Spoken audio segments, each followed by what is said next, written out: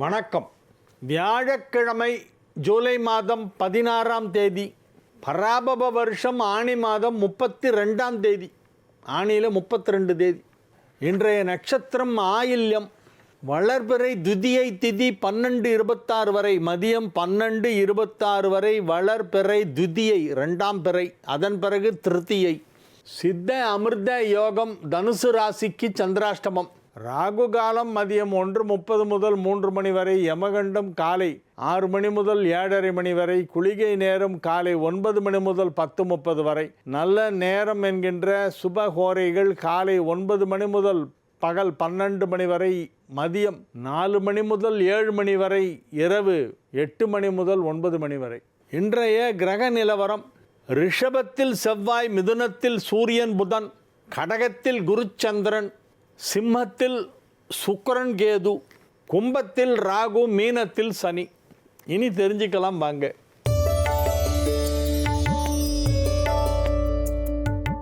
அபிசார தோஷம் நீங்க வேண்டுமானால் திருநீற்றுப்பதிகத்தை ஓதி திருநீர் பூசிக்கொண்டு என்று ஒரு ஆன்மீக இதழில் அச்சிட்டுள்ளனர்.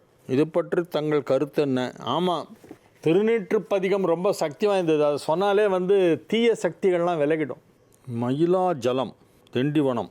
பாதிக்கப்பட்ட ஒருவன் தனக்கு யாருமே இல்லையே என்று நினைக்கும் பொழுது கடவுள் மனித உருவில் யார் மூலமாவது உதவி செய்வார் என சொல்லப்படுகிறதே, இது உண்மையா? முற்றிலும் உண்மை. சாப்பிட்ட பிறகு தட்டில் கை கழுவக்கூடாது என்கிறார்களே, ஏன்? ஆமாம், எழுந்து போய் தான் கையலமணும். கரெக்ட். அது வீட்டுக்குள் வௌவால் பறந்தால் ஏதேனும் கெடுதல் உண்டாகுமா? ஆமாம், வரக்கூடாது. வௌவால் வீட்டுக்குள்ளே வரக்கூடாது. அப்படி வந்துருச்சுன்னா ஒரு பிள்ளையார் சிலையை கொண்டு உள்ளே வைங்க, அப்புறம் வராது. சஷ்டாஷ்டகம் என்பது ஆண் ராசியிலிருந்து 6ஆம் இடமா அல்லது பெண் ராசியிலிருந்து 6ஆம் இடமா? ரெண்டுமே கூடாது. ஆண் ராசியிலிருந்து 6ஆம் இடமானால் பெண் ராசியிலிருந்து 8ஆம் இடமாகும். பெண் ராசியிலிருந்து 6ஆம் இடமானால் ஆண் ராசியிலிருந்து 8 ஆகும். இதிலிருந்து 6ன்னா அதுலேருந்து 8. அதனால் பெண்ணு ஆண் 2 ராசியிலேருந்து எண்ணினாலும் 6ம் 8ம் வரக்கூடாது. ஒரு ராசியும் மற்றொரு ராசியும் 6, 8ஆக வந்தால் திருமணம் செய்யக்கூடாது. கொங்கு செல்வன், கெட்டிச்சமுத்திரம், அந்தியூர், ஈரோடு மாவட்டம். வளர்பிறையிலே வருகின்ற 4வது பிறையில் உள்ள சந்திரனை பார்க்கக்கூடாது. பார்த்தால் தோஷம் வரும் என்கிறார்களே, இது பற்றி தங்கள் கருத்து என்ன? அப்படி தோஷம் வந்தால் அதற்கு என்ன பரிகாரம்? 4ஆம் பிறை சந்திரனை பார்த்தா நாய்படாத பாடுபடுவான்னு சொல்லுவாங்க. ஆவணி மாதத்தில் வருகின்ற விநாயக சதுர்த்தி அன்று நீங்கள் சந்திரனை தரிசித்ததுண்டா? தோஷம் நீங்க கூறப்படுகிறதே, இது சரியா தவறா? சார், கண்ணில் படதான் சார் செய்யும் சந்திரனை. அதுக்காக வெளியே போகிறது இப்படி தொலைய குனிஞ்சிட்டே வா சார் போக முடியும். பொதுவாக சொல்லுவாங்க, 4ஆம் பிறை சந்திரனை பார்த்தா நாய்படாத பாடுபடுவான்னு சொல்லுவாங்க. 4ஆம் பிறை சந்திரனை பார்க்கக்கூடாது என்று சொல்லப்படுவது என்னமோ உண்மைதான், தோஷம்தான்.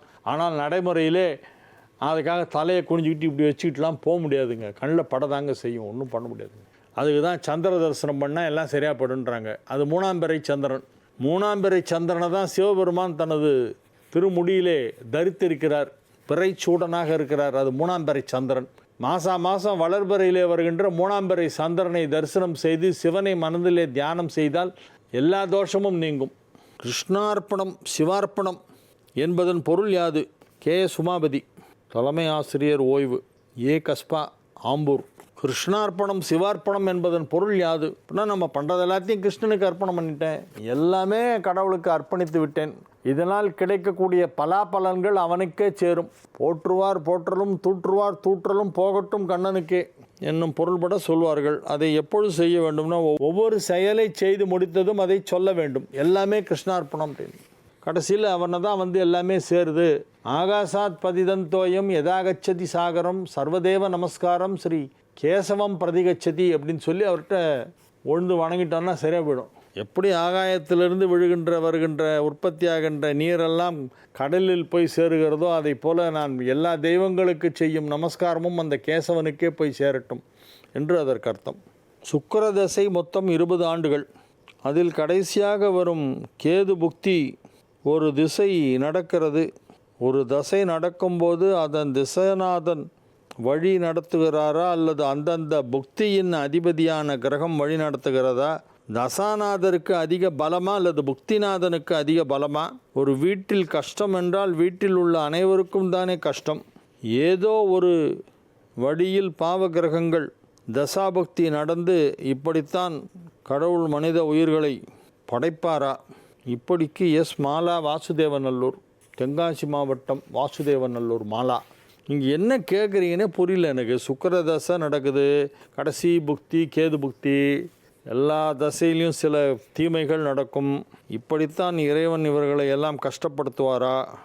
ஒரு வீட்டில் ஒருவருக்கு கஷ்டம் என்றால் அந்த வீட்டில் உள்ள அனைவருக்குமே கஷ்டம்தானே. ஏதோ ஒரு வழியில் பாவ கிரகங்கள் திசை புக்தி நடக்கிறது. இப்படித்தான் கடவுள் மனித உயிர்களை படைப்பாரா? விளக்கம் தரவும். அவங்கவுங்க செய்த பாவ புண்ணிய கர்மாக்களுக்கு ஏற்றாற்போல் 7 பிறவிகளிலே, முந்தைய பிறவிகளிலே செய்த பாவங்களும் புண்ணியங்களும் சேர்ந்து தான் இந்த பிறவிலே வருகின்ற ஜாதக கட்டமமாக அது மாறுகிறது. இந்த ஜாதக கட்டம் என்பது 7 பிறவியில் செய்த பாவ புண்ணிய கணக்கு. அந்த கணக்கில் அவர் என்ன எழுதியிருக்காரு, ஏன் எழுதியிருக்காருன்றது கடவுளுக்கு தான் தெரியும். ஓரளவு நல்லா இருக்குமா இல்லையா, ரொம்ப கஷ்டப்படுவாங்களா இல்லை கொஞ்சமாக கஷ்டப்படுவாங்களாங்கிறத வேணால் ஜோசியர் பார்த்து சொல்லலாம். ஆனால் கஷ்டத்தை முழுமையாக போக்கிவிட வேண்டும், எல்லாரையும் நல்லா ஆக்கணும் அப்படின்னா அது கடவுளாலேயே முடியுமான்றது சந்தேகம்தான். ஏன்னா கடவுள் தான் கொடுத்த தீர்ப்பை தானே மாற்றிக்க மாட்டார். இன்னும் போன ஜென்மாவில் என்ன பண்ணியோ அதுக்கு இந்த ஜென்மாவில் என்ன அனுபவிக்கணுமோ அனுபவிச்சு தான் ஆகணும். அதுதான் கடவுளுடைய தீர்ப்பு. அது அவருக்கு தீர்ப்பு கொடுத்துட்டு அவரே மாற்றிக்கோனா எப்படி மாற்றிக்குவார்? அவர் மாற்ற மாட்டார். அப்போ எதுக்காக கடவுளை கும்பிட்றோம், இப்போ எதுக்காக பரிகாரமெல்லாம் பண்ணுறோம் அப்படின்னா, பரிகாரங்கிறது தோஷத்தினால் ஏற்படக்கூடிய தீய பலன்களின் அளவை குறைக்கும். இப்போ கிளம்புறோம், மழை பிடிச்சிருச்சு, பெரிய மழையை போய் தடுத்து நிறுத்துன்னா முடியுமா? முடியாது. அப்போ நம்ம என்ன பண்ணோம், நம்மளை காப்பாற்றிக்கிறதுக்கு ஒரு கொடையை பிடிச்சிக்கணும். அந்த கொடை தான் பரிகாரம். நம்ம நனைஞ்சு தொப்பமாக போய் அந்த மாதிரி ஆகாமல் அந்த கொடை நம்மளை வரைக்கும் காப்பாற்றும். ஆனால் மழை பெஞ்சிக்கிட்டே தான் இருக்கும். சுற்றியூர தெருவில் நடக்கும்போது மழை பெஞ்சிக்கிட்டு தான் இருக்கும். ஆனால் நம்ம நனையாமல் நம்ம வீட்டுக்கு சேர்கிறதுக்கு கொடை பிடிச்சிக்கிறோம். அந்த மாதிரி தான் பரிகாரம். பரிகாரம் பண்ணால் நம்மளை தற்காத்து கொள்ளலாம். நம்மளை ஓரளவு நாமே நம்மை காப்பாற்றி கொள்ளலாம். ஓரளவு maximum to the maximum extend possible நம்மளை நம்ம காப்பாற்றிக்கலாம். தட் இஸ் கால்டு பரிகாரம். பரிகாரம் cannot சேஞ்ச் த டெஸ்டினி. தலையெழுத்தை பரிகாரம் மாற்ற முடியாது. தலையெழுத்தை மாற்றுறதுக்கெல்லாம் பரிகாரம் இல்லைங்க. பெரிய மகான்களே அது ரொம்ப கஷ்டப்பட்டிருக்காங்க. அருணகிரிநாதரே சொல்கிறாரு, நான் போய் முருகனுடைய திருவடியில் போய் சரணாகதி அடைஞ்சேன், அவன் எனக்கு திருவடி தீட்சை கொடுத்தான், அவனுடைய திருவடியை எடுத்து என் தலைமேல் வைத்தான், அவனோட திருவடி பட்ட உடனே பிரம்மா எழுதின தலையெழுத்து மாறி போச்சு. ஏன்னா பிரம்மாவுக்கு முருகர்கிட்ட மட்டும்தான் கொஞ்சம் பயம். ஒரு தூரத்துக்கு உள்ளே வச்சிட்டார். என்ன செக்ஷனில் வச்சுருக்க, 75 என்னது அப்படின்லாம் சிவன் கேட்டு அதுக்கப்புறமா கண்ணில் என் செல்லம் இல்லை அவரை விட்டுருமா, நம்ம பிரம்மா இல்லை பாவம் அப்படின்னு சொல்லி அவருக்கு அப்புறமா விட்டார். அதனால் முருகனுடைய திருவடியிலே சரணாகதி அடைந்தால் தலையெழுத்து மாறும் என்று அருணகிரிநாதர் அடித்து சொல்கிறார். அவன் கால்பட்டழிந்தது இங்கு என் தலைமேல் அயன் கையெழுத்து. அதனால தான் நான் போய் திருச்செந்தூரில் போய் சரணாகதி ஆகிடு முருகன்ட்ட அப்படின்னு சொல்லி அனுப்புறது. Surrender, total surrender. அப்படி ஆனாக்க கொஞ்சம் மாறும். என்ன வாசுதேவநல்லூர் மாலா அவர்களே, நான் சொன்னதை புரிந்து கொண்டீர்களா? அவ்வாறே செய்யுங்கள். ஒளிமயமான எதிர்காலம். உங்கள் ஆன்மீக சந்தேகங்களுக்கு விடை காண நீங்கள் கடிதம் எழுதி அனுப்ப வேண்டிய முகவரி தெரிஞ்சுக்கலாம் வாங்க. Zee Tamil, 33B Olympia Platina, SIDCO industrial estate, Guindy, Chennai 600032.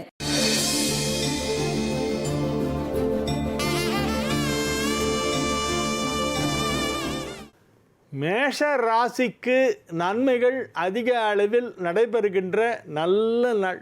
குருவும் சந்திரனும் 4ஆம் இடத்திலே ஒன்றாக இணைந்து சூப்பராக ஒரு காம்பினேஷன் போட்டிருக்கு பாரு. என்ன கூட்டணி, அடாடாடா! இதெல்லாம் முற்போக்கு கூட்டணி, அசைக்க முடியாத கூட்டணி. அது 40 out of 40. அந்த ஒரு அற்புதமான ஒரு கூட்டணியாக இந்த 4ஆம் இடத்திலே குருச்சந்திரன் சேர்க்கை என்பது ஒரு மிகச்சிறப்பான கிரக அமைப்பு. எனவே மேஷ ராசி அன்பர்கள் மிகப்பெரிய வெற்றியை பெறுவார்கள். வெற்றி கிடைக்கும். எதை செய்தாலும் வெற்றி, என்ன செய்தாலும் வெற்றி. மகிழ்ச்சியாக இருப்பீர்கள். பாராட்டுகள் கிடைக்கும். உங்கள் திறமைகள் வெளிப்படும். உங்கள் திறமைகள் அனைத்தும் சுலபமாக வெளிப்படும். ரிஷப ராசிக்கு இன்றைய நாள் நல்ல நாள். 3ஆம் இடத்திலே குருச்சந்திரன் சேர்க்கை, 2ஆம் இடத்திலே 2 குடைய புதன் ஆட்சி பலம் பெற்று வலுவாக அமைந்திருக்கிறது. 2ஆம் இடம் வலுப்பெற்றுள்ளதால் குடும்பஸ்தானம் வலுப்பெற்றிருக்கிறது, வாக்குஸ்தானம் வலுப்பெற்றிருக்கிறது, தனஸ்தானம் வலுப்பெற்றிருக்கிறது. தனஸ்தானாதிபதியாகிய புதன் அங்கே ஸ்வக்ஷேத்திரமாக அமைந்திருக்கிறது. வெகு சிறப்பான கிரக அமைப்பு, வெகு சிறப்பான நன்மைகள் நடைபெறக்கூடிய நல்ல நேரம். நீங்கள் மகிழ்ச்சியாக இருப்பீர்கள், உங்கள் இல்லம் மகிழ்ச்சியாக இருக்கும், உங்கள் உள்ளம் மகிழ்ச்சியாக இருக்கும், எல்லாமே மகிழ்ச்சியாக இருக்கும். அனைத்தும் இன்பமயம் என்னும் அற்புதமான நல்ல நாள் இன்றைய நாள்.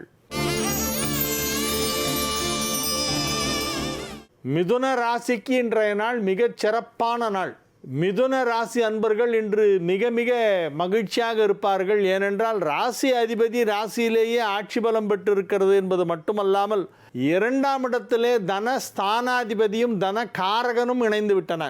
தனஸ்தானாதிபதி வேறு, தனகாரகன் வேறு. தனஸ்தானாதிபதி என்றால் 2ஆம் வீட்டிற்கு அதிபதி என்று அர்த்தம். மிதுனத்திற்கு 2ஆம் வீட்டிற்கு அதிபதி யாரு? சந்திரன். தனகாரகன் யார்? குரு பகவான்.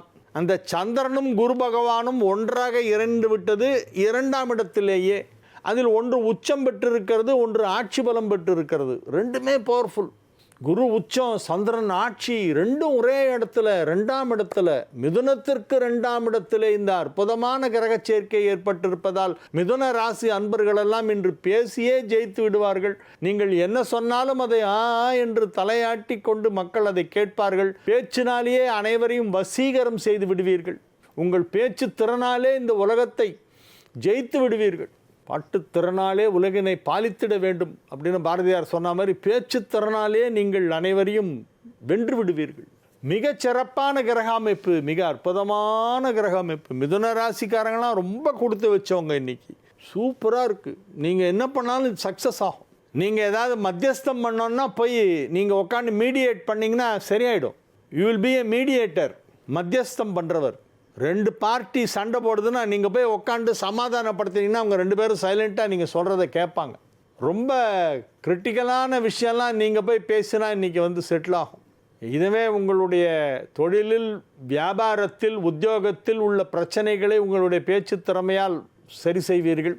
உங்கள் குடும்பத்தில் யாராவது ஏட்டிக்கு போட்டி பேசிக்கிட்டு இருந்தாங்கன்னா நீங்கள் போய் உட்காந்து பேசுனீங்கன்னா எல்லாரும் சமாதானம் ஆகிடுவாங்க, சமரசமாகி விடுவார்கள், சமரச சன்மார்க்கமாக இருப்பார்கள். எனவே இன்றைய நாள் நல்ல நாள். கடக ராசிக்கு இன்றைய நாள் மிகச் சிறப்பான நாள், மகிழ்ச்சியான நாள், வெற்றிகரமான நாள், மகிழ்ச்சிகரமான நாள், அற்புதமான நாள், ரொம்ப நல்ல நாள். கடக ராசிக்கு இன்னைக்கு ஓகோன்னு இருக்குது. ராசியிலே குரு உச்சம், சந்திரன் ஆட்சி. ஒரே நேரத்தில் குரு உச்சம், சந்திரன் ஆட்சி, ரெண்டும் ராசியிலேயே இருக்குது. கடக ராசியை விட்டு நகரில் இன்னும் என்ன ஒரு அற்புதமான கிரக அமைப்பு, என்ன அற்புதமான கிரக அமைப்பு. அடாடாடாடா. இன்னைக்கு ராத்திரி 12 மணி வரைக்கும் அந்த சந்திரன் குரு காம்பினேஷன் அப்படியே இருக்குது. இன்னைக்கு மிட்நைட் 12:04 தான் சந்திரன் நவந்து கடகத்திலேருந்து சிம்மத்துக்கு வருது. கடகம் டு சிம்மம் சந்திரன் எப்போ மாறுறாருன்னா ராத்திரி 12 மணி 4 நிமிடம் மிட்நைட்டில். எனவே இந்த ராசியிலேயே குருச்சந்திரன் சேர்க்கை என்னும் இந்த யோகம் இன்று முழுவதும் இருக்கிறது. எனவே இது ஒரு பெரிய நன்மையை செய்யும். பதவியில் பிரச்சனை இருந்தால் இப்பொழுது சரியாகிவிடும். பதவி உயர்வு கிடைக்கும். அலுவலகத்தில் வேலை பார்த்து கொண்டு இருக்கின்ற கடகராசினருக்கெல்லாம் நிச்சயமாக நல்ல வேலை ஏற்படும். நல்ல ப்ரமோஷன் கிடைப்பதற்கு வாய்ப்பு இருக்கிறது. உங்கள் அலுவலகத்தில் எதிர்பாராத விதமாக பதவி உயர்வு வழங்குவார்கள். நீண்ட நாட்களாக பதவி உயர்வே கிடைக்காத சிலருக்கு, கடகராசினருக்கெல்லாம் இப்பொழுது பதவி உயர்வு கிடைக்கும். ஆச்சரியமாக இருக்கும் உங்களுக்கு. சார், எங்கள் ஆஃபீஸில் 8 வருஷமாக யாருக்குமே ப்ரமோஷன் கொடுக்கல சார். திடீர்னு பார்த்தா இன்றைக்கி எல்லாருக்கும் ப்ரமோஷன் வந்துடுச்சு. எல்லோரும் ஒரே குஷியாக இருக்கும். ஆஃபீஸ் ஃபுல்லாக ஒரே ஸ்வீட்டு தான். நான் ஒரு 1/2 கிலோ வாங்கிட்டு வந்தால் பக்கத்து சீட்டில் இருக்கிறவர் அவர் 1 கிலோ வாங்கிட்டு வந்துட்டார். எல்லாரும் ஒருத்தருக்கு ஒருத்தர் ஸ்வீட் கொடுத்து இன்றைக்கி ரொம்ப சந்தோஷமாக இருந்தோம் சார் எங்கள் ஆஃபீஸில் அப்படிமா. இந்த மாதிரி ஒரு செய்தி காதில் விழாதா? நம்ம அலுவலகத்திலும் இப்படியெல்லாம் நடக்காதா என்று ஏங்கி கொண்டிருந்தவர்களுக்கு நல்ல செய்தி இன்று வந்து சேரும். இன்று உங்களுக்கு ப்ரமோஷன் கிடைக்கும். பதவி உயர்வை கண்டு மகிழப் போகிறீர்கள். அதற்கான நேரம் இன்று வந்துவிட்டது. சிம்ம ராசி மாணவ மாணவியர் கல்வியிலே சாதித்து காட்டுவார்கள்.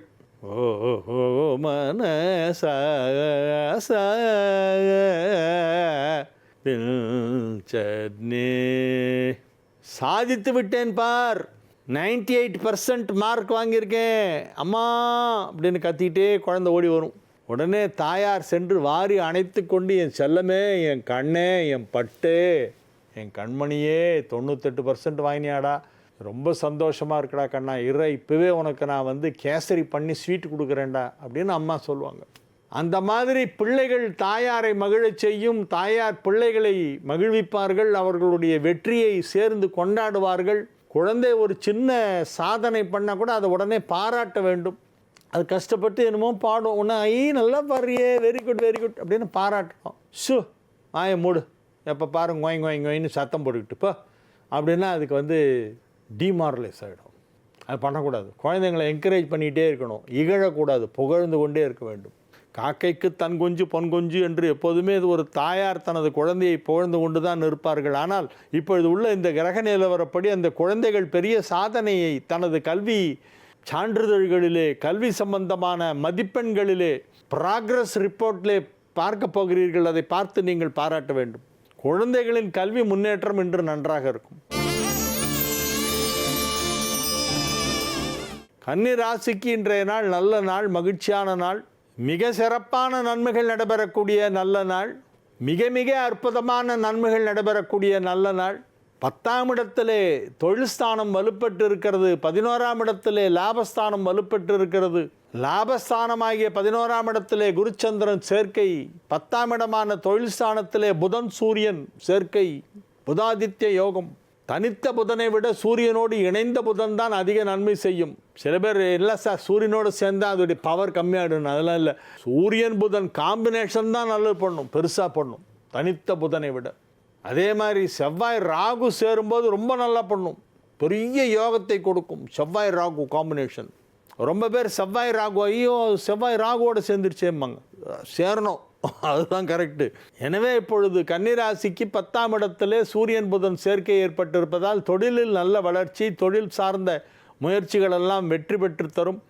அனைத்து விதமான தொழிலில் இருப்பவர்களுக்கும், அது தனியார் துறை பணியாக இருந்தாலும் சரி, அரசு பணியாக இருந்தாலும் சரி, அல்லது சுய தொழிலாக இருந்தாலும் சரி, அல்லது சுயமாக செய்கின்ற சேவை சார்ந்த துறை தொழிலாக இருந்தாலும் சரி, எல்லா விதமான தொழிலில் உள்ளவர்களுக்கும் தொழில் வளர்ச்சி ஏற்படுகின்ற நல்ல நாளாக இந்த நாள் விளங்குகிறது.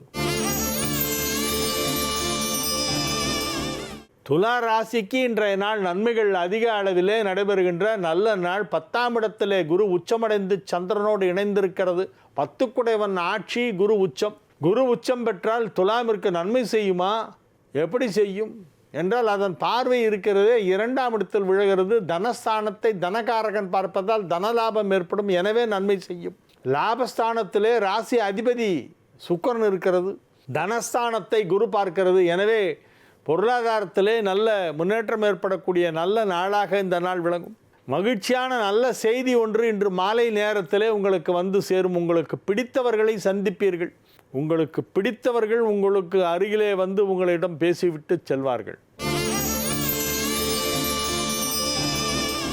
விருச்சிக ராசிக்கு இன்றைய நாள் நன்மைகள் அதிக அளவில் நடைபெறுகின்ற நல்ல நாள்.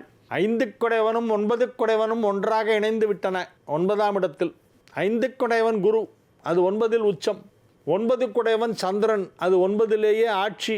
குரு உச்சம், சந்திரன் ஆட்சி, இரண்டும் 9ஆம் இடத்தில் இணைந்திருக்கின்ற ஒரு அற்புதமான கிரக சேர்க்கை. விருச்சிக ராசிக்கு 9ஆம் இடத்திலே குருச்சந்திரன் சேர்க்கை ஏற்பட்டிருப்பதால் மிகப்பெரிய யோகத்தை நீங்கள் வாழ்க்கையிலே அனுபவிக்கப் போகிறீர்கள். மிகப்பெரிய வெற்றி, மிகப்பெரிய நன்மை, மிகப்பெரிய செல்வாக்கு, மிகப்பெரிய செல்வ செழிப்பு, மிகச்சிறந்த ஆரோக்கியம், பெயர், புகழ், செல்வாக்கு, பதவிகள், பட்டங்கள், பரிசுகள், விருதுகள் என அனைத்தும் உங்களை கொண்டு சேர்க்கும். உங்களிடம் இல்லாததே இல்லை, எல்லாம் இருக்கிறது, எல்லாம் கிடைத்துவிடும். எதை நீங்கள் அடைய விரும்பினாலும் அதை அடைவீர்கள். அதற்கு நீங்கள் தகுதியானவர்களாக இருந்தால் இறைவனே கொண்டு கொடுப்பான், யார் மூலமாவது. எனவே இது ஒரு மிக சிறப்பான, மிக மிக மிக சிறப்பான அற்புதமான நல்ல நாள். எஸ்பெஷலி விருச்சிக ராசிக்கு இன்னைக்கு ரொம்ப நல்லா இருக்கு.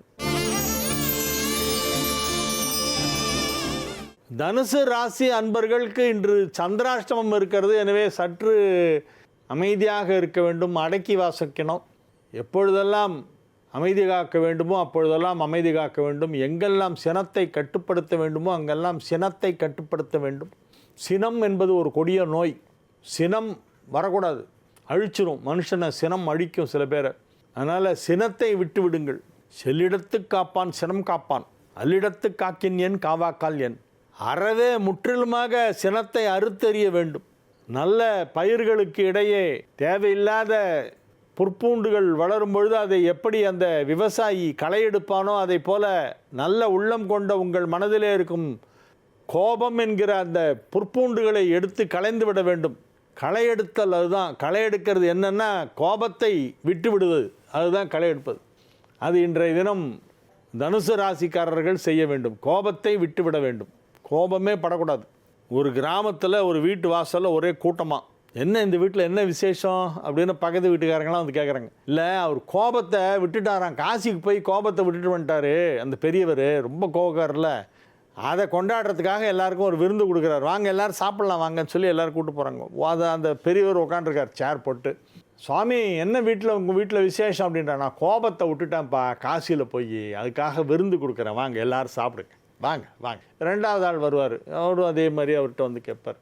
நான் காசிக்கு போனேன்ல, அங்கே கோபத்தை விட்டுட்டேன், அதுக்காக விருந்து கொடுக்குறேன், வாங்க வந்து சாப்பிட்டு போங்க அப்படிமா. அப்போ கொஞ்சம் டோன் ஒசரும் லேசாக. அடுத்து மூணாவது ஒருத்தர் வந்து, சார் என்ன சார் உங்கள் வீட்டில் இன்றைக்கி ஒரே கலகலப்பாக விசேஷமாக இருக்குது அப்படின்னு. நான் கோபத்தை விட்டுட்டேன்ப்பா, அதுக்காக விருந்து கொடுக்குறேன், வா சாப்பிடு அப்படின்னா. அப்படியே டோன் ஏறிட்டே போச்சான். கடைசியில் யோ நான் கோபத்தை விட்டேன்யா அது வேற கோபத்தை விடுறது. செல்லிடத்து காப்பான் சினம் காப்பான், அல்லிடத்து காக்கின் என் காவாக்கால் என். அதனால் இன்றைக்கி வந்து தனுசு ராசிக்காரங்களாம் கோபத்தெல்லாம் விட்டுட்டு சாந்தமாக இருக்க வேண்டிய நாள் இன்றைக்கி. சாந்தமும் லேது சௌக்கியமும் லேது, ரெண்டும் கிடையாது இன்றைக்கி. சாந்தம் இல்லை என்றால் சௌக்கியம் இல்லை. மகர ராசி அன்பர்கள் இன்று மகிழ்ச்சியாக இருப்பார்கள். 7ஆம் இடத்திலே குருவும் சந்திரனும் ஒன்றாக இணைந்து தனது ராசியை பார்த்து கொண்டிருக்கிறது. மகர ராசியை குரு பார்க்கிறது, சந்திரன் பார்க்கிறது, 7லிருந்து பார்க்கிறது, உச்சம் பெற்று பார்க்கிறது. எனவே இது ஒரு மிக சிறப்பான நல்ல நாள். எல்லா விதமான நன்மைகளும் நடைபெறக்கூடிய நல்ல நாளாக இந்த நாள் விளங்குகிறது. எல்லா விதமான நன்மைகளும் நடைபெறும். எல்லா விதமான நன்மைகளும் நடைபெறும்.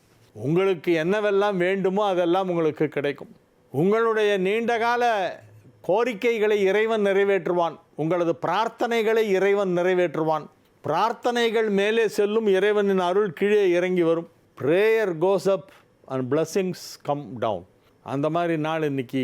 இறையருள் கைகூடுகின்ற நாளாக இந்த நாள் விளங்குகிறது. மகிழ்ச்சியாக இருப்பீர்கள், ஆரோக்கியமாக இருப்பீர்கள், வெற்றிகரமாக உங்கள் வேலைகளை எல்லாம் செய்து முடிக்கக்கூடிய நல்ல நாளாக விளங்குகிறது. பொருளாதாரத்திலே பெரிய வளர்ச்சி ஏற்படும், வருமானம் அதிகரிக்கும். வருமானம் மிகப்பெரிய அளவிலே அதிகரிக்கக்கூடிய நல்ல நாள். கும்பராசிக்கு இன்றைய நாள் மிக சிறப்பான நாள், மகிழ்ச்சியான நாள். வெற்றிகரமாக உங்கள் பணிகளை செய்து முடிக்கக்கூடிய நல்ல நாளாக இந்நாள் விளங்கும். கும்பராசிக்கு இன்றைய தினம் மிக சிறப்பான நன்மைகள் நடைபெறக்கூடிய நல்ல நாளாக விளங்குகிறது. 5ஆம் இடத்திலே 5 குடைவன் வலுவாக ஆட்சி பலம் பெற்றிருக்கிறது. எனவே பூர்வ புண்ணிய ஸ்தானம் என்னும் 5ஆம் இடம் வலுப்பெற்றிருக்கிறது. பூர்வ புண்ணிய ஸ்தானம் வலுப்பெற்றதால் உங்களுக்கு பதவிகள் கிடைக்கும். பதவி கிடைக்கப் போகிறது என்பதுதான் மிக முக்கியமான விஷயம். எனவே கும்ப ராசிக்கு மிக மிக மிக சிறப்பான நன்மைகள் நடைபெறக்கூடிய நல்ல நாளாக இந்த நாள் விளங்குகிறது. மீன ராசி நேயர்களுக்கு இன்றைய நாள் நல்ல நாள். 5ஆம் இடத்திலே குரு சந்திரன் சேர்க்கை ஏற்பட்டிருக்கிறது. ராசி அதிபதி குரு 5ஆம் இடத்தில் உச்சம். இது ஒரு பெரிய யோகம், அதிர்ஷ்டம். அதே 5ஆம் இடத்தில் 5க்கு அதிபதியான சந்திரன் ஆட்சி. 5ஆம் இடத்தில் குரு உச்சம், சந்திரன் ஆட்சி, சொட்சேத்திரம். சந்திரனுக்கு சொந்த வீடு கடகம், அங்கே போய் ஆட்சி பலம் பெற்றிருக்கிறது. வளர்பிறை சந்திரன் தன் சொந்த வீட்டில் ஆட்சி பலம் பெற்று குருவோடு இணைந்திருக்கிறது. எனவே இது ஒரு மிகப்பெரிய யோகம். 5ல் குரு சந்திரன்கிறது ஒரு பெரிய அதிர்ஷ்டம். இமேஜினே பண்ணி பார்க்க முடியாது. It is incredible. ரொம்ப பெரிய ஒரு நன்மை நடைபெறப் போகிறது. எனவே மகிழ்ச்சியான ஒரு நல்ல நிகழ்ச்சி உங்கள் இல்லத்திலே நடைபெறப் போகிறது. திருமணமாகாத மீனராசினருக்கெல்லாம் இப்பொழுது திருமணம் முடிவு செய்யப்படும். ஆடியில் திருமண பேச்சுவார்த்தை நடத்தலாம், திருமணத்திற்கான முன்னேற்பாடுகளை செய்யலாம், பெண் பார்க்க போகலாம். பெண் வீட்டார் மாப்பிள்ளை வீட்டார் சேர்ந்து உட்காந்து பேசுகிறதெல்லாம் ஆடியில் பேசலாம். ஆடியில் நகை வாங்கலாம், துணிமணி வாங்கலாம். ஆடி தள்ளுபடி அப்படின்னா மாத்திரம் போய் கூட்டமாக நிற்கிறீங்களே பனங்கல் பார்க்கிட்ட. ஆடியில் மற்றெல்லாம் பண்ணக்கூடாதான்னு யார் சொன்னா உங்களுக்கு? ஆடியில் வாங்கக்கூடாதுன்னு யார் சொன்னா? ஆடியில் துணி வாங்கலாம், நகை வாங்கலாம், கல்யாண பேச்சு பேசக்கூடாதா? என்னங்க, தாராளமாக பேசலாம். முகூர்த்தம் ஒண்டி தான் பண்ணக்கூடாது. திருமண முகூர்த்தம் ஆடியில் செய்யக்கூடாது. ஆவணி பிறந்த பிறகு திருமண முகூர்த்தம். ஆவணி 6 தான் ஃபஸ்ட்டு முகூர்த்தம். திருமணம் தொடர்பான முயற்சிகள் செய்வது, பேச்சுவார்த்தை நடத்துவது, ஜாதகம் வாங்குவது, கொடுப்பது, பொருத்தம் பார்ப்பது, அதெல்லாம் எப்போ வேணால் செய்யலாம். இப்பொழுது திருமணம் நிச்சயமாக போகிறது மீனராசி அன்பர்களுக்கு. உத்திரட்டாதி ரேவதி நல்ல காம்பினேஷன். அது ரெண்டும், உத்திரட்டாதி பொண்ணு ரேவதி பையன், இல்லைன்னா இப்படி வைஸ் வர்ஸா ரேவதி பையன் உத்திரட்டாதி பொண்ணு, அதுவும் நல்லாயிருக்கும். எனவே இது ஒரு நல்ல நாள், நன்மைகள் நடைபெறுகின்ற மிக சிறப்பான நாள், வியாபாரத்திற்கு மிக உகந்த நாள், வியாபாரத்தை விரிவுபடுத்துவதற்கு ஏற்ற நாள். மாணவர்களின் கல்வி முன்னேற்றம் மிக சிறப்பாக இருக்கும். விவசாயிகளுக்கு அதிக வருமானம் கிடைக்கும். பூமி சம்பந்தப்பட்ட தொழிலில் உள்ளவர்களுக்கு அதில் அதிக லாபம் கிடைக்கும். சொந்தமாக வீடு வாங்கலாம், நிலம் வாங்கலாம், மனை வாங்கலாம், பிளாட் வாங்கலாம், ஃப்ளாட் வாங்கலாம். எல்லா அசையா சொத்துக்களும் வாங்குவதற்கும் விற்பனை செய்வதற்கும் இப்பொழுது ஏற்ற நேரம். ஆடியில் வாங்கலாமா? வாங்கலாம். ஆடியில் போய் ஆடி கார் வாங்குறீங்க, ஆடியில் வீடு வாங்கக்கூடாதா? எனவே இது ஒரு நல்ல நாள், நன்மைகள் செய்யக்கூடிய நாள், நன்மைகள் நடைபெறுகின்ற நாள், நன்மைகள் ஏற்படுகின்ற நாள். நாளைய விசேஷங்கள். நாளைக்கு தட்சிணாயன புண்ணிய காலம், ஆடிப்பண்டிகை, வளர்பிறை சதுர்த்தி, சதுர்த்தி விரதம். நாளைய தினம் சதுர்த்தி பிள்ளையார் வழிபாடு. நாளைக்கு ஆடி பண்டிகை. ஆடி பண்டிகைக்கு வீட்டுக்கு வர வச்சு மாப்பிள்ளைக்கு தேங்காய் பால் பாயசம்லாம் கொடுப்பாங்க. தேங்காய் பால் எடுப்பாங்க, தேங்காயை துருவி அதை அப்படியே புழிஞ்சு பாலாக எடுத்து அதில் வெல்லம் போட்டு கொதிக்க வச்சு பாயசம் பண்ணி, தேங்காய் பால் பாயசம்ன்றது ரொம்ப நல்லாயிருக்கும். அது ஆடி 1ஆம் தேதி பண்ணுவாங்க எல்லா வீட்லேயும். ஆடி பண்டிகைக்கு ஏன் தேங்காய் பால் பாயசம் செய்ய வேண்டும் என்றால், ஆடி மாதம் ஒரு மாதிரி ட்ரை காற்று அடிக்கும், ஆடி காற்றும்பாங்க. அதில் அல்சர் வரும், வயிற்று புண்ணெல்லாம் வர்றதுக்கு வாய்ப்பு இருக்குது. அதனால் இந்த தேங்காய் பாலில் வெல்லம் போட்டு கொதிக்க வச்சு அதை ஆற வச்சு குடித்தாக்கா அது இந்த வயிற்று புண்ணு வராமல், அல்சர் வராமல் காப்பாற்றும். அதனால் அதுக்காகத்தான் ஆடிப்பால் என்று அதை சொல்லுவார்கள். தேங்காய் பால் எடுத்து அதில் பாயசம் செய்து வீட்டு மாப்பிள்ளையை வர வச்சு அவருக்கு வேஷ்டி, ஜரிகை வேஷ்டியெல்லாம் வாங்கி கொடுத்து பாயசம்லாம் கொடுத்து பொண்ணை வீட்டிலே வச்சுட்டு மாப்பிள்ளையை அனுப்பி விட்ருவாங்க நைஸாக.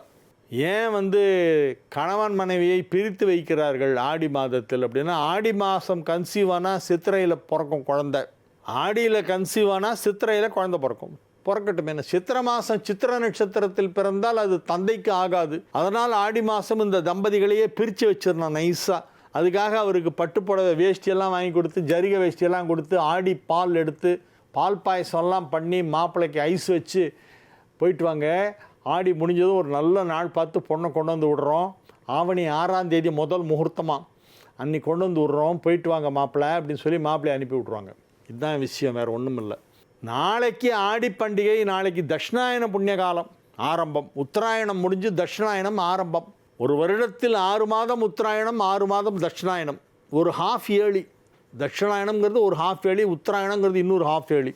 அந்த 2வது ஹாஃப் ஏர்லியான தட்சிணாயனம் நாளைக்கு ஆரம்பம். தட்சிணாயனத்திலே மொத்தம் 6 மாதங்கள். ஆடி, ஆவணி, புரட்டாசி, ஐப்பசி, கார்த்திகை, மார்கழி, இதெல்லாம் தட்சிணாயனம். தை 1ஆம் தேதி அன்றைக்கி உத்தராயணம் ஆரம்பம்.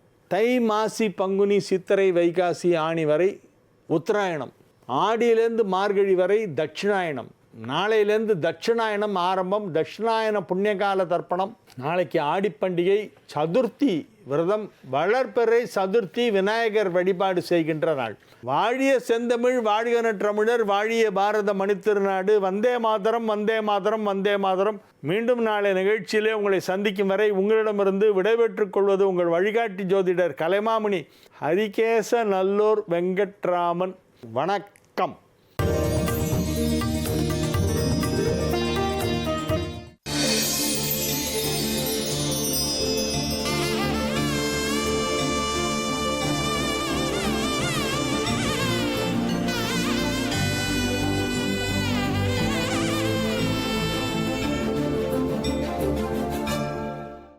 தமிழ் தொலைக்காட்சி நேயர்களுக்கு இனிய காலை வணக்கம்.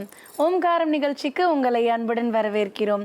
உங்களுடைய வாழ்க்கையில் ஏற்படும் பிரச்சனைகளை சரி செய்யவும், மென்மேலும் வளர்ச்சியடையவும், ஜாதக ரீதியான சந்தேகங்களுக்கு விடை காணவும் யோக ஆஞ்சநேயர் சக்தி பீடம் அனுமன் உபாசகர் ஜோதிட சிம்மம் திருவல்லிக்கேணி சுவாமி கண்ணன் பட்டாச்சாரியா சப்தரிஷி வாக்கியம் மூலம் உங்களுடைய சந்தேகங்களுக்கு தீர்வளிப்பார். வணக்கம் சுவாமிஜி. நாராயண. இன்றைய நாள் எப்படி இருக்க போது, இன்னைக்கு நம்ம பண்ண வேண்டிய பூஜைகள் பரிகாரங்கள் பத்தி சொல்லுங்க சுவாமிஜி. ஸ்ரௌதத்மார்தாதிகம் கர்ம நிகிலம் ஏனதோ த்ரீதம் தஸ்மை சமஸ்த வேதார்த்த விதே விகணசே நமக. வக்ரதுண்ட மகாகாயா சூரியகோடி சமப்பிரபா நிர்விக்னம் குருமே தேவா சர்வகாரேஷு சர்வதாம். யோக பட்டேன பத்தாங்கம் திரிநேத்திரம் சாந்த விக்கிரகம் தியாயே சமஸ்த தோஷக்னம் பாதாத்மஜ மகல்மஷம் கிருஷ்ணம் வந்தே ஜெகத்குரும். ஜெயந்தி மங்களாகாளி பத்ரகாளி கபாலினி துர்காஷமா சிவாதாத்ரி ஸ்வாகாசோதா நமோஸ்துதே. குரு பிரம்மா குரு விஷ்ணு குரு தேவோ மகேஸ்வரக குரு சாட்சாத் பரம்பிரம்மா தஸ்மை ஸ்ரீ குரவே நமக. அஸ்மத் குருபியோ நமக விகணச மகா குரவே நமக. அனுமன் சுவாமிகள் ஆசிகளுடன். மங்களகரமான பராபவ வருடம் ஆனி மாதம் 32ஆம் தேதி 16/7/2026 வியாழக்கிழமையான இன்று பல நல்ல ஜோதிட ஆன்மீக விஷயங்களை பேசலாம். அவனருளாலே அவன் தாள் வணங்கி இந்நாள் இனிய நாளாகட்டும். ஓம்காரம் பகுதியில் தினம்தோறும் ஜோதிடம் ஆன்மீகம் சம்பந்தமான தகவல்கள் பார்த்துட்டு இருக்கோம். அந்த வகையில் நாளைக்கு ஆடி மாதம் பிறக்கிறது. இது பித்ருக்களுக்கு சிறந்த நாளாக இருக்குமா அப்படின்றத பற்றின விளக்கம் எங்களுக்கு கொடுங்க சுவாமிஜி. சில பஞ்சாங்கங்களில் கடகராசிக்கு சந்திரன் சஞ்சாரம் பண்ணுறது இன்றைக்கி இரவு அப்படின்னு போடுறா, 8 மணி 11 மணின்னு. திருக்கணித வாக்கிய பஞ்சாங்கங்களில் மாறுதல் உண்டு. நாளைக்கு கடக சூரியன்னு போடுறா, கொஞ்சம் வித்தியாசம் உண்டு. இந்த ஆடி மாதம் 1 தேதி பிறக்கிறதுன்றது தேவர்களுக்கு இரவு பொழுது தொடங்கிறது. இப்போ நமக்கு 60 நாழிகை சேர்ந்ததை ஒரு நாள்னு சொல்கிறோம். அதில் 30 நாழிகை பகல், 30 நாழிகை இரவுன்னு சொல்கிறோம். அதேமாரி தேவர்களுக்கு ஆடி 1 தொடங்கி மார்கழி முடிய தட்சிணாயன புண்ணிய காலம், அவளுக்கு இரவு நேரம். தை மாதம் தொடங்கி ஆனி மாதம் முடிய அவளுக்கு உத்தராயண புண்ணிய காலம், பகல் பொழுதுன்னு சொல்லுவாள். இது அயனம் அப்படின்னு சொல்லி வரும்பொழுது தட்சிணாயனம் உத்தராயணம் இதெல்லாம் பிரம்மாவுக்கு ரொம்ப விசேஷமான காலம். சித்திரை வருஷ பிறப்பு இருக்கு இல்லையா, சித்திரை அதுவும் அதே மாதிரி ஐப்பசி இது பிரம்மாவுக்கு உகந்ததாக சொல்லியிருக்கு. விஷ்ணுபதி புண்ணிய காலம், ஷடசீதி புண்ணிய காலம் மாதிரி இந்த தட்சிணாயன புண்ணிய காலம்ன்றது பிரம்மாவுக்கு உரியதாக சொல்கிறான். இப்போ இந்த தட்சிணாயன புண்ணிய காலத்தில் செய்யக்கூடிய தானங்கள் தர்மங்கள் விசேஷமான பலன் தரும். இதில் ஆடி பண்டிகைன்னு பண்ணுவாள், அது தனி. இந்த ஆடி பண்டிகைன்னு சொல்லி இந்த தேங்காய் பால்லாம் சூட பண்ணி கல்யாணம் ஆன மாப்பிள்ளைக்கு அந்த வெள்ளி டம்ளர் இது அந்த தேங்காய் பால் இதெல்லாம் கொடுத்து பூஜை பண்ணி கொடுத்து சில சம்பிரதாயங்கள் சில இல்லங்களில் இருக்குது. பொதுவாகவே ஆடி பண்டிகைன்னு காவேரி பண்டிகை ஓரங்களில் ரொம்ப இது ஆடி பண்டிகை கொண்டாடுவாள். இது இந்த தட்சிணாயன புண்ணிய காலத்தில் நாம் தேவ தர்ப்பணம் பித்ரு தர்ப்பணம் எப்பயுமே பண்ணுவோம். ஆனால் தேவ தர்ப்பணம் பித்ரு தர்ப்பணம் தட்சிணாயன புண்ணிய காலத்தில் பண்ணுறது விசேஷம். ஏன்னா ஷடசீதின்னு 96 சொல்லியிருக்கு. அதில் தட்சிணாயன புண்ணிய காலமும் ஒன்று. தட்சிணாயன புண்ணிய காலத்தில் நாம் பித்ருக்களை முன்னிட்டு எள்ளு தர்ப்பணம் கொடுக்கறது ரொம்ப விசேஷமானது. இந்த புண்ணிய காலங்களில் செய்யக்கூடிய பலன் அபரிதமானதாக இருக்கும் அப்படின்னு சொல்லுவாள். அப்போ முன்னோர்களை நினச்சி நாம் அந்த எள்ளு தண்ணி கொடுக்க. ஆனால் நம்ம ஆடி அமாவாசையை ரொம்ப கொண்டாடுறோம், அது ஒன்றும் தவறு இல்லை. ஆடி அமாவாசையும் அதில் தான் வரும். ஆடி அமாவாசை, தை அமாவாசை, புரட்டாசி அமாவாசைன்னு நாம் பித்ருக்களை கொண்டாடுறது ரொம்ப விசேஷமானது. அன்னதானங்களோ தான தர்மங்களோ செய்கிறது ரொம்ப விசேஷம். இதில் ஒரு முக்கியமான குறிப்பிட வேண்டிய ஒரு விஷயம் என்னென்னா, இப்போ சில பேர் இந்த மாதிரி நல்ல காலங்களில் ஆடி அமாவாசையில் இல்லை இந்த மாதிரி மாதப்பிறப்பு காலங்களில் யாத்திரைகள் போவாள். இப்போ அது மாதிரி ஆடி அமாவாசைகளில் யாத்திரைக்கு போகும்போது இப்போ அண்ணன் தம்பி 4-5 பேர் போவாள். இதில் சில பேர் அந்த கயா திரார்த்தம் பண்ணுற இடத்துல மட்டும் சில பேர் என்ன சொல்லிடுறா, காருண்ய புத்திர்கள் முன்னிட்டு சிரார்த்தம் பண்ணும்போது தனித்தனியாக பண்ணணுமான்னு ஒரு கேள்வி வருது. இப்போது இது ஏற்கனவே ஒரு தடவை ஞாபகப்படுத்தியிருக்கோம். நீங்கள் ஒருவேளை க்ஷேத்ராடங்களில் போய் இது மாதிரி பண்ணும்பொழுது தனித்தனியாக தான் பண்ணணும். என்ன காரணம் அப்படின்னா, காருண்ய புத்திர்கள் உங்கள் மாமனார் மாமியார் ஒரு வேளை இல்லைன்னு நினச்சிக்கோங்க, அவன் வேறு வேறையாக தான் வருவான். நமக்கு அப்பா வழி பாட்டன் பூட்டன் ஒன்றா வருவான். அம்மா வழியில் வரக்கூடிய பாட்டன் பூட்டன் ஒன்றா வருவான். நான் அப்பா அம்மா இல்லாத ஆளுக்கு சொல்கிறேன். ஆனால் மாமனார் மாமியாரும்போது வெவ்வேறு தான் வருவான். அப்போ காருண்ய புத்திர சிரார்த்தம் தனியாக பணம் கட்டி தனியாக தான் நீங்கள் பண்ணணும். அதேமாதிரி சொத்துக்களை பிரிச்சிட்டிங்கன்னாலும் இந்த மாதிரி க்ஷேத்ராடனங்கள் போகும்பொழுது சொத்தை பிரிச்சிட்டாலும் தனித்தனியாக தான் பண்ணணும். ஒரே வீட்டில் வசிக்கிறீங்க, ஒரே பிஸ்னஸ், ஒரு தொழில் எல்லாரும் சேர்ந்து குடும்பமாக பண்ணுறீங்க. ஆனால் சொத்துக்களை பிரிச்சிட்டிங்கன்னா கட்டாயம் பிஸ்னஸ் ஒன்றா இருந்து சொத்து பிரிச்சுட்டா வீடு வாகனங்களை பிரிச்சிட்டிங்கன்னா அப்பயும் தனித்தனியாக தான் பண்ணணும். அடுப்பை பிரிச்சிட்டாலும் தனியாக தான் பண்ணணும். நாங்கள் ஒரே வீட்டில் இருக்கோம், ஃபஸ்ட் ஃப்ளோரில் என் தம்பி இருக்கான், செகண்ட் ஃப்ளோரில் இன்னொரு தம்பி இருக்கான், நாங்கள் ஒன்றா சேர்ந்து கயாவுக்கு போகிறோன்னா அப்பயும் அங்கே சிரார்த்தம் பண்ணிங்கன்னா தனித்தனியாக தான் பண்ணணும். அடுப்பை பிரித்தாலும் தனியாக தான் பண்ணணும். பொதுவாக பித்ருக்கள் விஷயத்தில் நாம் சிக்கனங்கள் பார்க்க வேண்டாம்னு சொல்லுவோம். ஏன்னா கயா சிரார்த்தம்லாம் 1500 ரூபா, 2500 ரூபா, பிராமணாவில் இருந்தால் அதிகபட்சம் 6000 ரூபா இப்படி தான் வாங்குகிறான். அது காசிலெலாம் 750 ரூபா, 1000 ரூபா தர்ப்பணத்துக்கு, அவ்வளோதான், அதீதமாக கிடையாது. ஆனால் நான் சொல்கிறது என்னென்னா அதேமாதிரி நீங்கள் இருக்கக்கூடிய இடத்துல பண்ணும்போது மாலை அமாவாசைலாம் பண்ணால் 100 ரூபா 200 ரூபா இந்த மாதிரி தான் வாங்குவாளே தவிர பெருசாக வாங்குறதில்ல. ஆனால் நாம் எந்த காரணம் கொண்டு இதெல்லாம் விட்டுவிடக்கூடாதுன்னு சொல்கிறோம். தட்சிணாயன புண்ணிய காலத்தில் தர்ப்பணம் பண்ணுற வழக்கம் இல்லைன்னு சில பேர் சொல்லுவா இருப்பா. அப்படி இருந்தால் ஒரு அரிசி வாழைக்காய் ஒரு 101 ரூபாவாது நீங்கள் கொடுக்கறது நல்லதுன்னு சொல்லுவோம். அதே மாதிரி முடிஞ்ச அளவு புண்ணிய காலங்களில் நம்ம தர்மமோ பூஜையோ தானங்களோ சிறப்பாக பண்ணுறது அளவுக்கு அதிகமான புண்ணியத்தை கொடுக்கும். இது அதுலேயும் முக்கியமாக நம்ம சில விஷயத்தை ஞாபகம் வச்சுக்கணும். இந்த விஷ்ணுபதி புண்ணிய காலம், ஷடசீதி புண்ணிய காலம், இந்த தட்சிணாயனம் உத்தராயணம், இந்த விஷயங்களெல்லாம் நம்ம கொஞ்சம் கொஞ்சமாக மறந்துட்டு வரோம். ஆனால் இதெல்லாம் நம்ம கொண்டாடக்கூடிய ஒரு முக்கியமான விஷயம். இதை பின்னால் இன்னும் ஷடசீதி விஷ்ணுபதியை பற்றியெல்லாம் பின்னால் போனால் விவரமாக இன்னும் நிறைய பேசலாம். அதனால் தட்சிணாயன புண்ணிய காலத்தில் பித்ருக்களை நினைங்க, கட்டாயம் தான தர்மங்கள் பண்ணுங்கள், பசுவை பூஜை பண்ணுங்கள். பசுவை எப்பயுமே புண்ணிய காலங்களில் நமஸ்காரம் பண்ணுங்கள். அது அளவுக்கு அதிகமான புண்ணியத்தை கொடுக்கும். ஆனால் ஒன்று, இப்போ தெருவில் போகிற பசு முட்டுறதே போகிறேன்னா அது என்ன பண்ணும் பாவம், போஸ்டரை சாப்பிட்றது, ஏதோ ஊசியெல்லாம் வேறு போட்டு பால் கறக்கிற அந்த கொடுமையில் அது செய்கிறது. இப்போ பசுக்கள் இப்போ நாம் கோசாலைகள் இருக்குல்ல, அங்கே போய் நீங்கள் பண்ண வேண்டிய தர்மங்களை அங்கே பண்ணுங்களேன். அகத்திக்கீரை கொடுக்கறது, பசுக்கு வாழைப்பழம் கொடுக்கறதுன்னு அந்த இடத்துல பண்ணுங்கள். இல்லை கோயிலில் பசுமாடு இருந்தால் அங்கே பண்ணுங்கள். அதனால் நம்மால் முடிஞ்ச தர்மங்களையோ பூஜைகளையோ இந்த ஆடி மாதம் பிறக்கும்பொழுது தட்சிணாயன புண்ணிய காலத்தில் கட்டாயம் நம்ம செய்யணும். தேவர்களுக்கு இரவு தொடங்கிறது. இன்னொரு விசேஷம் என்னென்னா, இனிமேல் தான் பிள்ளையார் சதுர்த்தி ஆரம்பிக்கும். ஒவ்வொரு பூஜையாக ஆடி வெள்ளி, அதேமாதிரி பிள்ளையார் சதுர்த்தி, அப்புறம் இப்போ நவராத்திரி ஆரம்பிக்கும், நரக சதுர்த்தி வரும், அதே மாதிரி தீபம் வரும், அண்ணாமலையார் தீபம், கார்த்திகை தீபம் வரும், மார்கழி மாதம் திருப்பாவை திருவம்பாவை, இப்படி வரிசையாக பார்த்திங்கன்னா நம்ம பூஜைகள் சம்பந்தமான கொண்டாட்டங்கள் தட்சிணாயன புண்ணிய காலத்தில் நம்ம அதிகமாக எதிர்பார்க்கலாம். நாளைக்கு தட்சிணாயன புண்ணிய காலத்தில் நம்மால் முடிஞ்ச பூஜையோ தர்மமோ பித்ருக்களை திருப்தி பண்ணுறதை கட்டாயம் செய்யணும். தொடர்ந்து பல ஆன்மீக விஷயங்களை பின்னால் பார்க்கலாம். தொடர்ந்து ஜோதிட ஆன்மீக கேள்விக்கு போகலாம். அவனருளாலே அவன்தால் வணங்கி இந்நாள் இணைய நாள் ஆகட்டும். ஆடி 1 நாளைய தினத்தில் நிறைந்திருக்கக்கூடிய நல்ல காரியங்களை பற்றின தெளிவான விளக்கம் கொடுத்ததுக்கு நன்றி சுவாமிஜி. நேரலைப்பில் காத்துட்ருக்குறாங்க. வணக்கம். ஹலோ. வணக்கம் சார், எங்கேருந்து பேசுகிறீங்க? உங்கள் பேர் என்ன சார்? சென்னையிலேருந்து கால் பண்ணுறோம். உங்கள் பேர் சார்? என் பேர் பாலச்சந்தர். என்ன சந்தேகம் சுவாமிஜி கிட்ட கேட்கணும் சார் நீங்கள்?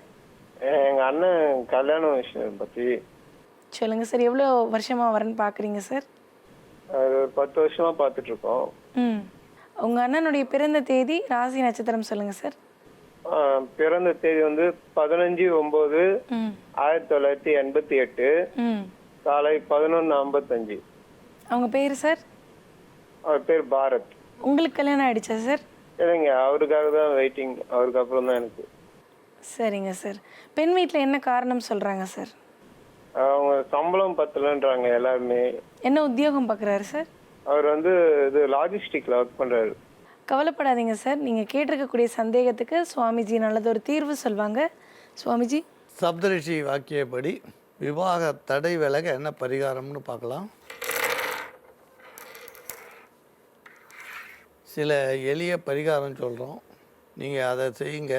கட்டாயம் இந்த திருமண தடை விலகும், திருமணம் நடக்கும்.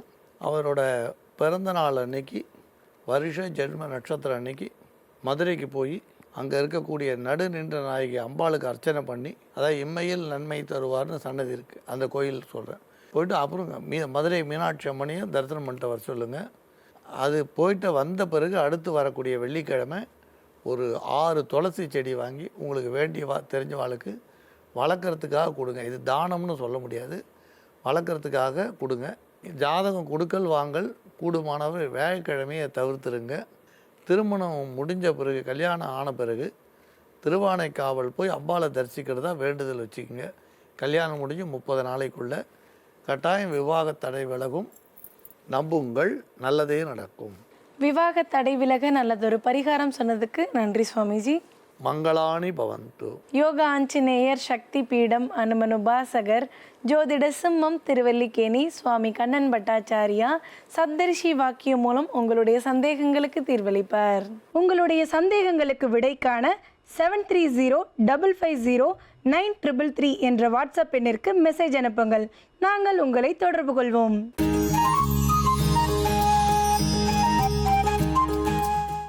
உலகெங்கும் பார்த்து ரசித்து கொண்டிருக்கும் ஜீ தமிழ் தொலைக்காட்சி நேயர்களுக்கு அன்பார்ந்த காலை வணக்கம். நேயர்களே, நம் உடலில் மறைந்து தாக்கக்கூடிய வைரஸ், பாக்டீரியா, பூஞ்சை, ஒட்டுண்ணி இவற்றையெல்லாம் அழிப்பதற்கும், ஒருவேளை நோய் எதிர்ப்பு சக்தி குறைவாக இருந்தால் அந்த நோய் எதிர்ப்பு சக்தியை அதிகமாக்கி அவற்றையெல்லாம் அழித்து ரத்தத்தை சுத்தம் செய்வதற்கும், நம்ம ரத்தத்தில் இருக்கக்கூடிய நச்சுகள், ரசாயனங்கள் இவற்றையெல்லாம் வெளியேற்றுவதற்கும், உடலுக்கு உள்ளே இருக்கக்கூடிய உறுப்புகளில் ஏதாவது பாதிப்பு இருந்தால் அவற்றையெல்லாம் சரி செய்வதற்கும் கானா வாழை இலை நிறையா பயன்படுது.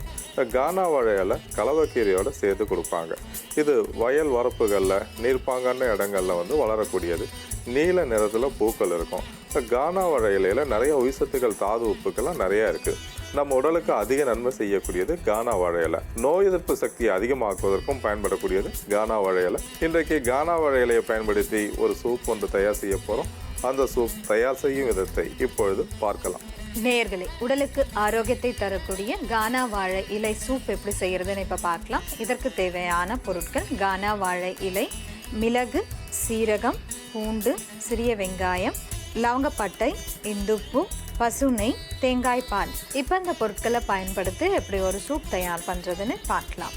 கானா வாழை இலை, அந்த இலையை மட்டும் எடுத்துக்கலாம், தண்டுலாம் இல்லாமல் இலையை மட்டும் க்ளீன் பண்ணி நல்லா பொடியாக கட் பண்ணி எடுத்துக்கலாம். 1 கப் அளவு கானா வாழை இலை எடுத்துக்கலாம். இந்த கானா வாழை இலை எல்லா இடத்துலையுமே தானாக வளரக்கூடியது. அதுவும் நீர்ப்பாங்காக இருந்ததுன்னா நல்லா செழிப்பாக வளரும். இது நிறைய அந்த புல்லுக்கெலாம் நடுவில் நிறைய வளர்ந்துருக்கும். இதை கீரை விற்கிறவங்க இந்த கலவக்கீரையோடு சேர்த்து கொடுப்பாங்க. கானா வாழை இலை கண்டிப்பாக, கலவக்கீரையில் ஒரு 4-5 கீரைகள் சேர்ந்து இருந்ததுன்னா அதில் முக்கியமாக கானா வாழை இலை முக்கியமான பங்கு பெற்றிருக்கும். கானா வாழை இலையை மட்டும் பொடியாக கட் பண்ணி 1 கப் அளவு எடுத்துக்கலாம். இது கூட சிறிய வெங்காயம் ஒரு 4-5 வெங்காயத்தை கட் பண்ணி போட்டுக்கலாம்.